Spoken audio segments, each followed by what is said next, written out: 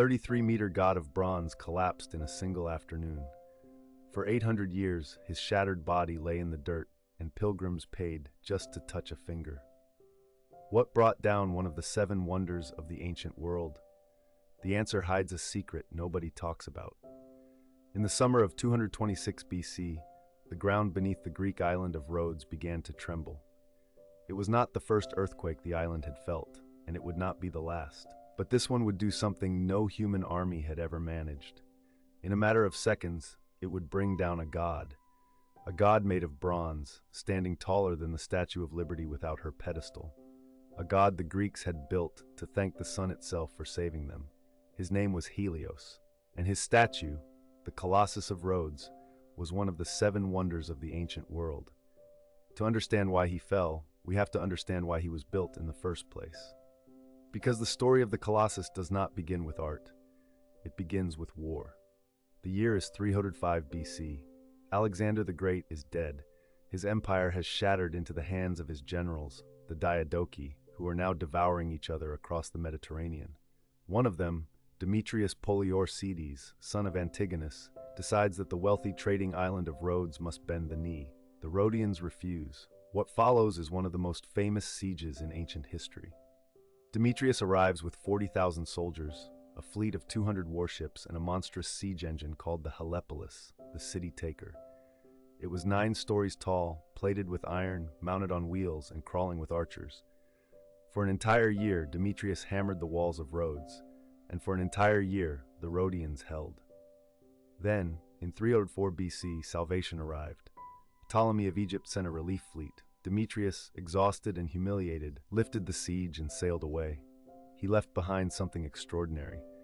Tons of abandoned military equipment, bronze siege towers, iron weapons, the Helepolis itself, rusting on the shore. The Rhodians did something the ancient world had never seen. They sold the scrap metal, and with the silver they earned, they decided to build a statue. Not just any statue, a monument to Helios, the sun god they believed had personally saved their city. They hired the greatest sculptor of the age, a man named Chares of Lindos, a student of the legendary Lysippos. Chares promised something impossible, a bronze figure 33 meters tall, taller than any statue ever attempted. Construction began around 292 BC, and here is the first mystery. Nobody knows exactly where it stood. For centuries, popular legend insisted the Colossus straddled the entrance to the harbor of Rhodes, 1 foot on each side, with ships passing between his legs. This image, painted by Renaissance artists, burned itself into the European imagination. But modern engineers and archaeologists say it is impossible. A bronze figure that wide, standing on 2 separated feet, would have torn itself apart under its own weight, and if it had collapsed across the harbor, it would have blocked the port forever. More likely, the Colossus stood on a single marble pedestal, probably on a hill overlooking the harbor, near where the palace of the Grand Master stands today, or perhaps at the tip of the Mandrake breakwater. The truth is, we do not know. No foundation has ever been confirmed.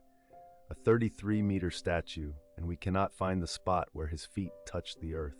Chares worked for 12 years. The technique he used was revolutionary.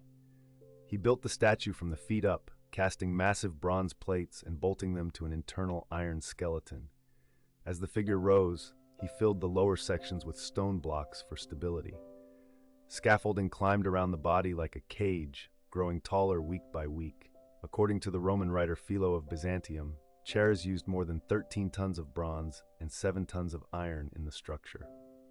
The face of Helios was modeled with a crown of sun rays, the same image that would later inspire the Statue of Liberty over 2,000 years later.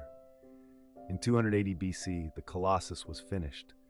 The Rhodians dedicated him with an inscription that read, in part, that he was raised not just over land and sea, but over the spirit of liberty itself. For 54 years, he stood. Sailors approaching Rhodes saw him from miles away, gleaming in the Mediterranean sun. Pilgrims came from across the known world just to look up at his face.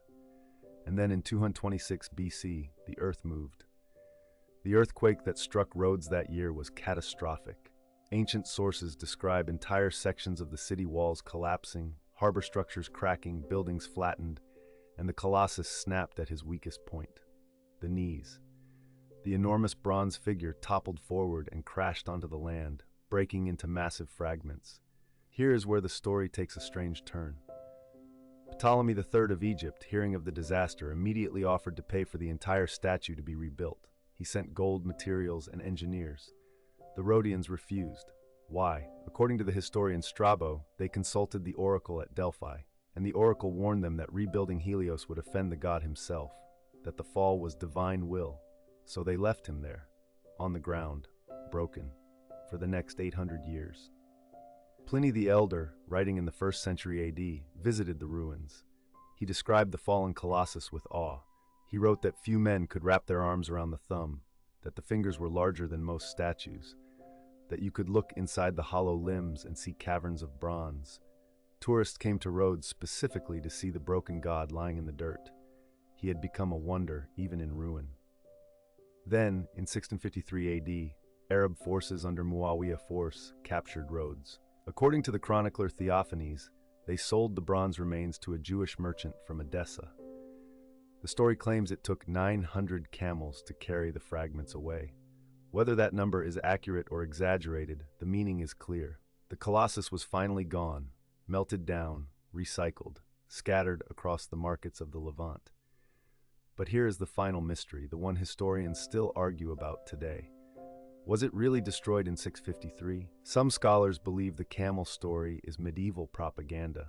They argue the bronze was looted gradually over centuries, that there was no single dramatic ending. We do not have a confirmed location. We do not have a confirmed fate. We do not even have a confirmed image.